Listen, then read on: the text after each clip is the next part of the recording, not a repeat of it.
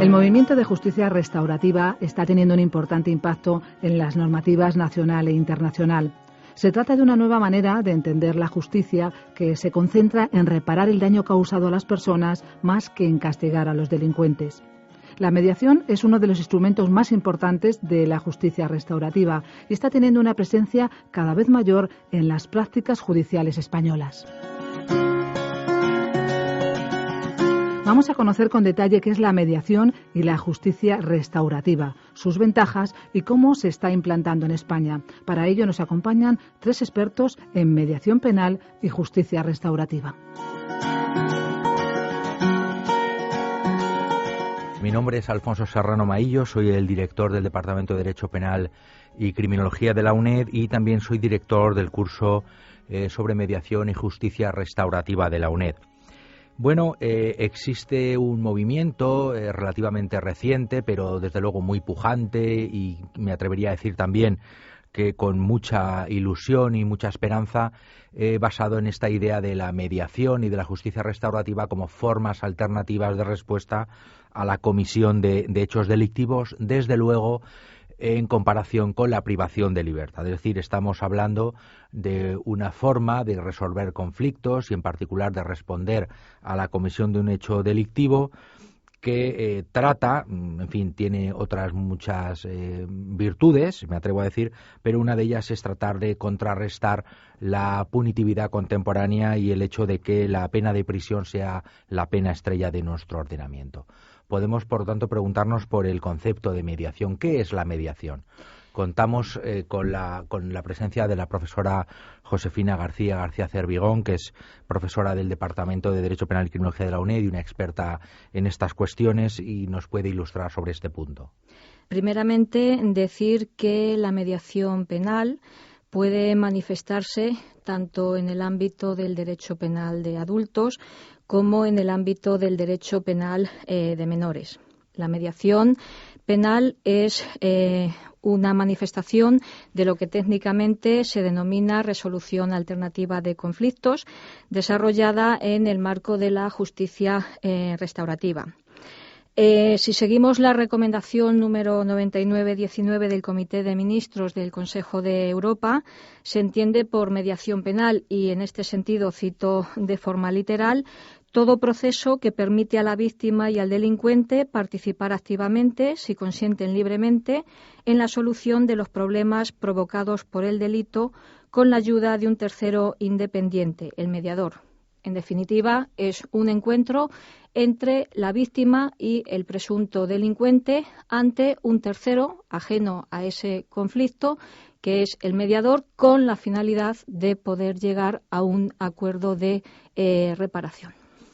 También contamos con la presencia de la profesora María Dolores Serrano Tárraga, profesora también de la UNED, del Departamento de Derecho Penal y Criminología, que es una experta en particular en delincuencia juvenil y en derecho penal de menores.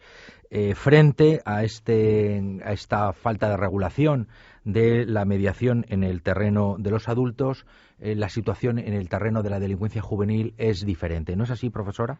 Efectivamente, en la ley orgánica que regula la responsabilidad penal del menor sí que se incluye una regulación de la mediación. En el artículo 19 de esta ley se puede llegar al sobreseimiento de la causa si se acude a este proceso de mediación. El proceso de mediación se realiza entre la víctima y el menor infractor y un tercero que es el mediador. Bien puede ser, la mediación se puede acordar bien a instancias del el informe del equipo técnico, también lo puede pedir el abogado del menor. Está previsto que se aplique para delitos menos graves, cometidos sin violencia o intimidación, y en los casos en los que sea el primer delito que comete el menor. Si se lleva a cabo, se produce la mediación, que puede ser conciliación o reparación entre el menor y la víctima, el proceso ya no se lleva a cabo. El menor, si se establece la reparación y la víctima exige una reparación de la causa, el menor lo tendrá que reparar y no se le impone ninguna medida. Pero la ley del menor también contempla otro tipo de mediación que se puede llevar a cabo una vez que se le ha impuesto una medida al menor. En ese caso, cuando el menor está cumpliendo la medida, puede manifestar al equipo técnico la posibilidad de conciliarse con la víctima y si ésta accede, se lleva a cabo el proceso de conciliación y una vez que se ha efectuado este proceso se comunica al juez y si lo considera oportuno deja de cumplir la medida. Esto es importante, sobre todo en el ámbito del derecho penal de menores, porque evita la judicialización de los conflictos y en algún caso también puede tener importantes efectos para evitar la reincidencia y que el menor abandone lo que podría ser el inicio de una carrera delictiva. Bueno, pues como vemos, se trata de una forma alternativa relativamente novedosa, pero que tiene importantes beneficios tanto para el delincuente como para la víctima y también puede decirse que no hay pruebas de que el efecto de prevención general se vea perjudicado, sino que quizá incluso puede ser al revés. Yo desde aquí animo a los profesionales de la abogacía a que se familiaricen con estos procedimientos porque no me cabe duda de que van a tener un protagonismo cada vez menor en los años venideros. De hecho, es altamente probable que en las próximas reformas procesales se incorpore ya algún tipo de regulación de la mediación también para el ámbito de los adultos. Para hacerlo o para describir este proceso de una manera menos técnica, podríamos decir que en la práctica actual consiste en que cuando una persona ha cometido un hecho delictivo, aunque no se puede instar por las partes, pero por parte del sistema se puede solicitar esta idea de la mediación. Entonces, un mediador, que es un profesional que tiene una formación específica, pues se pone en contacto primero con el agresor, en segundo lugar con la víctima, y si están de acuerdo, y la experiencia es que sobre todo las víctimas suelen ser muy favorables a este tipo de situaciones porque consideran que es preferible a tener que pasar por el juicio, pues se trabaja con las dos partes, se hacen entrevistas, se ve qué es lo que desean, si se puede alcanzar algún acuerdo, y en última instancia se celebra una reunión presencial entre el agresor y la víctima y este profesional que es el mediador. La idea estoy refiriéndome al ámbito de los adultos, que se llegue a algún tipo de acuerdo, es decir, buscar algún tipo de reparación. No tiene que ser necesariamente una reparación de tipo económico, pero algo que pueda satisfacer a la víctima. Y también podemos decir que estos procesos, y hay pruebas empíricas de ello, suelen generar sentimientos positivos entre las víctimas porque son capaces de alcanzar una verdad que de otra manera no podrían alcanzar. Pueden preguntar directamente al delincuente y aclarar las dudas que pudieran tener, recibir también un perdón o que es, en fin, un reconocimiento de culpabilidad y de avergonzamiento, etcétera. Y la consecuencia jurídico-penal suele ser, pues, o si se alcanza un acuerdo que es satisfactorio, la aplicación de la circunstancia atenuante de reparación que puede llegar a ser como muy cualificada, y esa sería la ventaja, entre comillas, o una de las ventajas que podría alcanzar el agresor. Digo una de las ventajas porque también hay pruebas de que los propios agresores se encuentran o también tienen sensaciones o sentimientos que son positivos. Podríamos hacer una visión general de la situación en España y, sobre todo, ¿existe un movimiento internacional favorable a la mediación, por ejemplo, en el ámbito europeo, en otras regulaciones, y podemos esperar que sean influyentes en el caso de España? Profesora Josefina García Cervigón. Hay que destacar que lo curioso de la mediación penal de adultos en España es que nos encontramos ante una mediación penal de facto, es decir, de hecho. Como bien ha dicho antes el profesor Maillo, no hay una regulación expresa de la misma. a pesar de que ya en la decisión marco del Consejo de la Unión Europea de 15 de marzo, el 2001/220 JAI, relativa al Estatuto de la Víctima en el proceso penal, se instaba a los Estados miembros a procurar impulsar la mediación en causas penales y a poner en vigor las disposiciones legales necesarias a más tardar el 22 de marzo del 2006. Sin embargo, en España no tenemos efectivamente todavía una regulación. Es más, ya en el 2004, en una respuesta parlamentaria, en julio de ese año, se dice que el tema se abordaría en una futura reforma de la Ley de Enjuiciamiento Criminal, donde se examinase la conveniencia de su incorporación y las cuestiones relativas a los tipos penales donde pudiera aplicarse. No obstante, sí que hay que decir, como he señalado anteriormente, que nos encontramos ante una mediación penal de adultos de facto, de hecho, es decir, en España se está mediando a pesar de esa carencia expresa de regulación, y esto viene como consecuencia de unos proyectos piloto que se iniciaron en la década de los 90 en algunas comunidades autónomas como son Valencia, La Rioja, Madrid o Cataluña. Destacar desde aquí que tanto en el País Vasco como en Cataluña la mediación penal de adultos se ha impulsado de forma considerable. Pero también decir que a raíz de estos proyectos piloto, el Consejo General del Poder Judicial toma conciencia de la importancia de la mediación penal de adultos, de su regulación, no solo por, digamos, sus efectos favorables, si bien también hay que señalar que se destacan algunos inconvenientes, pero en cualquier caso hay ventajas en el caso de la regulación de la mediación penal de adultos, no solo por esto, sino porque también en el contexto europeo en el que nos movemos, también la mediación penal está consolidada. Como he dicho, desde el Consejo General se inicia un proyecto de ámbito nacional en el año 2007, un proyecto auspiciado bajo el amparo del Servicio de Planificación y Análisis de la Actividad Judicial del Consejo General del Poder Judicial, que junto con la Asociación de Mediación para la Pacificación de Conflictos, que era la encargada de coordinar los equipos de mediación en los diferentes juzgados, que en concreto en este año 2007 inicialmente se adscribieron a dicho proyecto 10 juzgados, aunque posteriormente poco a poco y con un goteo continuo fue aumentando el número de forma considerable, así como con una serie de juristas interesados en el tema de la mediación. Como digo, se fue desarrollando este proyecto que viene a ser la base, el pilar sobre el cual la mediación penal de adultos se ha expandido con carácter general en todo el territorio nacional. Efectivamente, es necesaria su regulación. Y ello porque también el contexto europeo nos lo está pidiendo.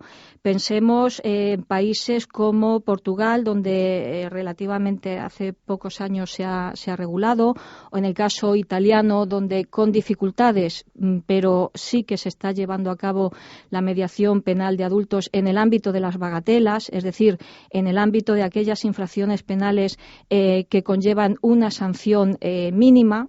Aquí en España podríamos tener su equivalente en esas infracciones penales que se recogen en el libro tercero del Código Penal, lo que se denominan faltas, si bien hay que decir que con matizaciones, puesto que no hay un paralelismo exacto. Y destacar también que países como Francia o Bélgica, próximos cultural y geográficamente, también tienen una regulación muy consolidada de la mediación, con lo cual sí que es importante su regulación en España. De todos modos, creo que es importante también insistir en que la mediación no se limita a los delitos más leves. Incluso podría decirse, no sé lo que opinan ustedes, que si nosotros limitamos o cuando hablamos de mediación pensamos en los comportamientos más leves, por ejemplo en las faltas, pues a lo mejor al final lo que hacemos es que la mediación se convierta en una ampliación de las redes de control, en el sentido de que comportamientos que habitualmente iban a recibir una sanción muy leve o no iban a recibir ninguna sanción se iban a incorporar a este procedimiento de mediación.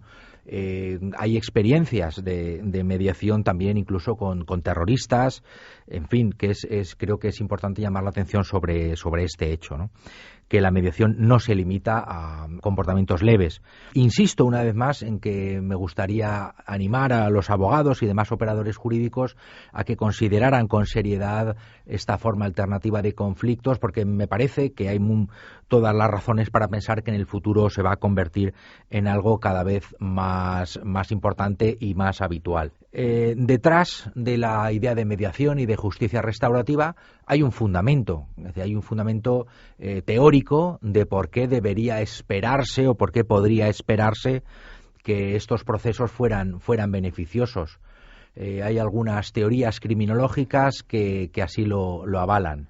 En el ámbito penal de menores, los procesos de mediación que se han seguido se consideran muy recomendables porque, en primer lugar, hay que tener en cuenta las características de la delincuencia juvenil. En muchos casos es el primer delito que cometen los menores, y también por la finalidad de la ley, que es la prevención especial.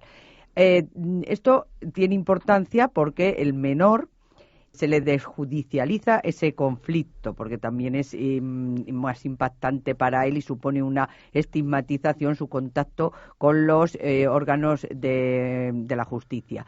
Y por otra parte, al poner en relación al menor y la víctima, le ayuda al menor a concienciarse de sus actos, lo que le puede servir para que en un futuro no vuelva a cometer más delitos. Eso también es importantísimo, el tomar conciencia del mal que ha causado. Y esto, al conocer a la víctima, sí que lo tiene muy presente. Y por otra parte, la víctima también llega a conocer la realidad del menor, porque el menor ha cometido ese delito, y puede llegar a perdonarla y también exigirle una reparación. Por tanto, en el ámbito de menores se potencia mucho acudir a este proceso de mediación para evitar la estigmatización que supone, y también porque se ha comprobado que efectivamente cumple los fines que se quiere conseguir, que es la prevención de delitos y reeducación del menor.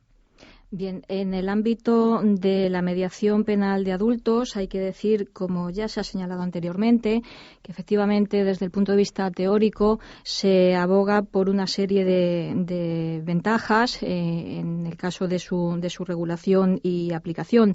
Estas ventajas pues se concretan en que se facilitan espacios de comunicación para la víctima y el infractor. Como bien ha dicho el profesor Maillo, la mediación penal de adultos no queda simplemente dentro de los límites de lo que son las infracciones penales leves, sino de infracciones penales también que conllevan una sanción menos grave o grave.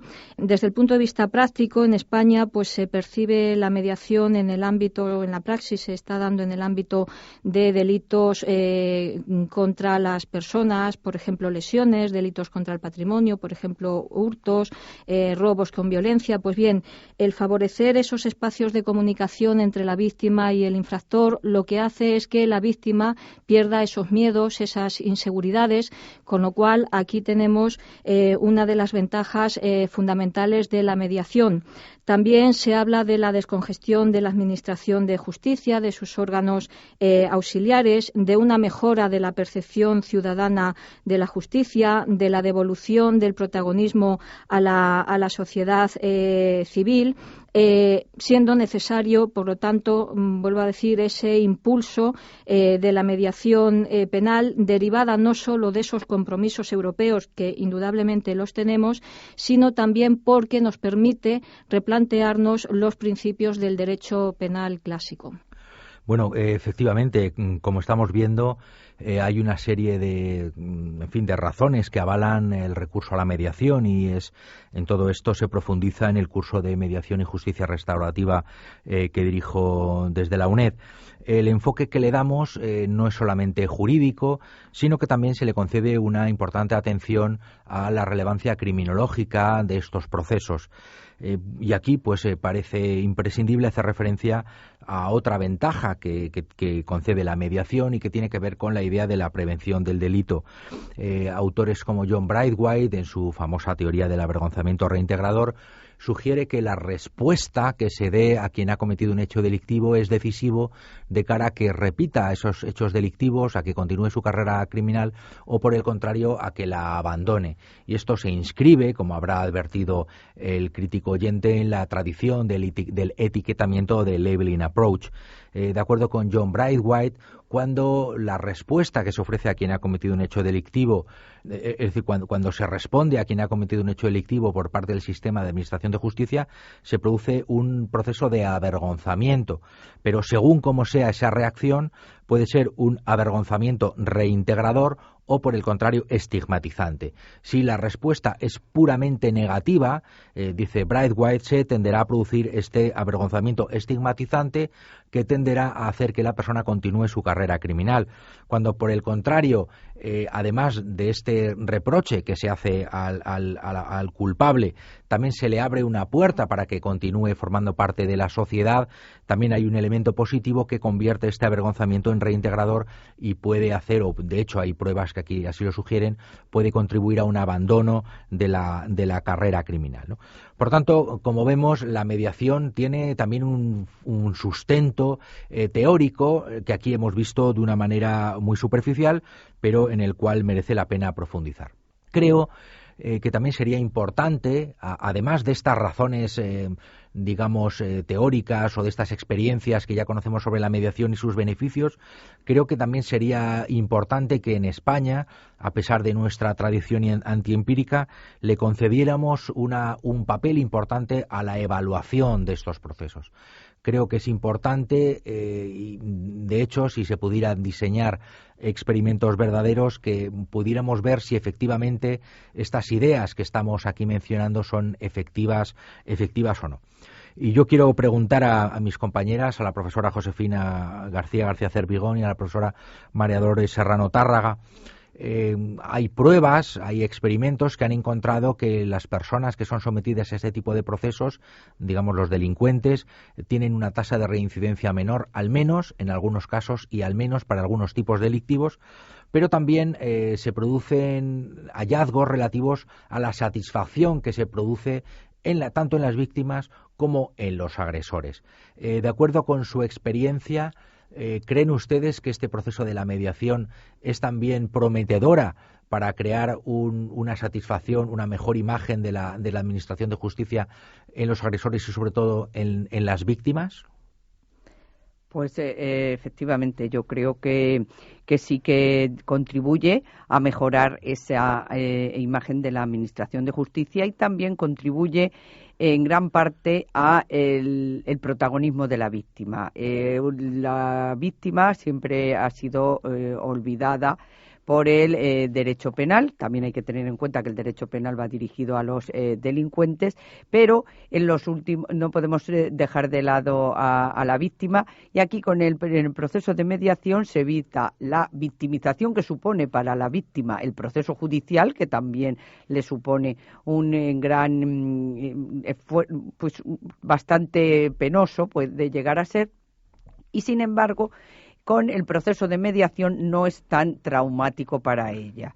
Esto facilita también, no debemos de olvidar, la plena integración de las víctimas y que mitigue su sufrimiento. Y de cara al agresor, pues también el autor del delito agresor es importante porque evita su reincidencia en los delitos.